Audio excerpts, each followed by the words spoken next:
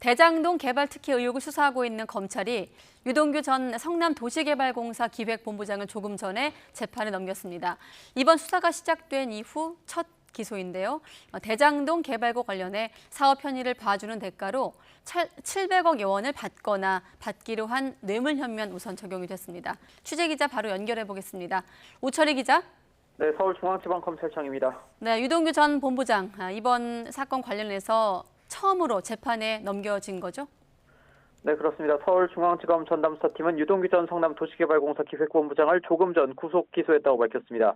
전담수사팀을 꾸려 수사에 나선 뒤 대장동 의혹 관련 임무를 재판에 넘긴 건 유 전 본부장이 처음입니다. 적용된 혐의는 부정처사 후 술의 약속과 특정범죄 가중처벌법상 뇌물입니다. 유 전 본부장은 지난 2014년부터 2015년쯤 대장동 개발업체 선정과 사업협약, 주주협약 체결 과정에서 유리하게 편의를 봐주는 등 직무상 부정한 행위를 한 대가로 화천대유로부터 700억 원을 받기로 약속한 혐의를 받고 있습니다.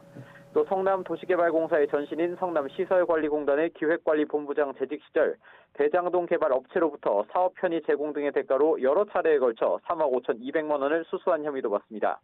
다만 구속영장 청구 당시에는 적용됐던 혐의 중에 공소장에는 빠진 혐의도 있습니다.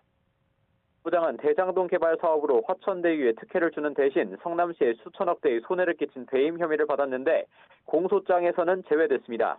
또 김만배 씨로부터 700억 원을 받기로 하고 이 가운데 현금 5억 원을 받은 혐의도 빠졌습니다.